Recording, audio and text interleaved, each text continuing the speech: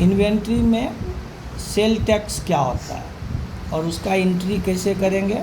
Sale tax को बोलते हैं बिक्री कर, हिंदी में बोलते हैं बिक्री कर। ये सेल टैक्स दो तरह का होता है, एक होता है DLST और एक होता है CST। DLST हो गया डिस्ट्रिक्ट लोकल सेल टैक्स, यानी आपकी कंपनी जिस डिस्ट्रिक्ट के लिए रजिस्टर्ड है उस डिस्ट्रिक्ट को छोड़ करके अदर डिस्ट्रिक्ट में आपका सामान जा रहा है तो वहाँ DLST लगेगा, और आपके स्टेट को छोड़ करके अगर जाएगा तो वहाँ पे CST लगेगा, जिसको बोलते हैं सेंट्रल सेल टैक्स। ठीक, और इसमें कैटेगरी है, परसेंटेज का कैटेगरी है 1% और 4%। ठीक, इसमें होगा 4% और 8%। और ये दोनों टैक्स पे एक और टैक्स लगता है जिसका नाम होता है surcharge on sale tax. Surcharge on sale tax 10%, यानी इसमें से कोई भी अगर यूज़ करेंगे तो उस पर 10% ये सरचार्ज लगाना ही लगाना। अब फॉर सेल टैक्स के लिए करोगे क्या, एक ग्रुप क्रिएट करना है, create a group in account info. Group का नाम क्या होगा, सेल टैक्स।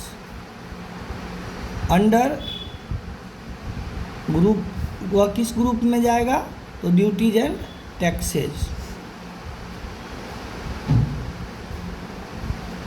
और यूज्ड फॉर कैलकुलेशन जहाँ रहेगा वहाँ पे क्या कर देंगे, यस कर देंगे, को यस कर देना। ठीक, उसके बाद फिर लेजर बनाना है, create ledger in account info.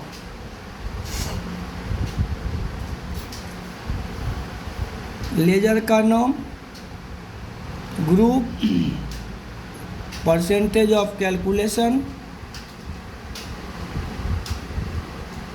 Method of calculation, method of calculation. Ledger का नाम हो जाएगा DLST 1%, ग्रुप हो जाएगा सेल टैक्स, परसेंटेज हो गया 1% ऑन टोटल सेल।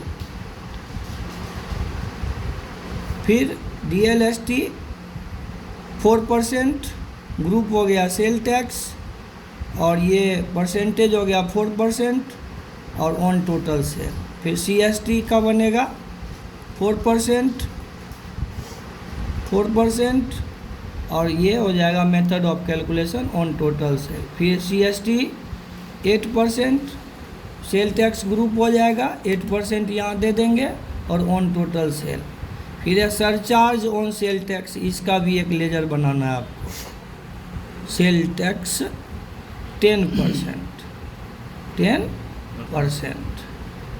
इसका ग्रुप भी सेल टैक्स 10% यहाँ देंगे, लेकिन यहाँ पे हमको लिखना होगा सरचार्ज ऑन सेल टैक्स।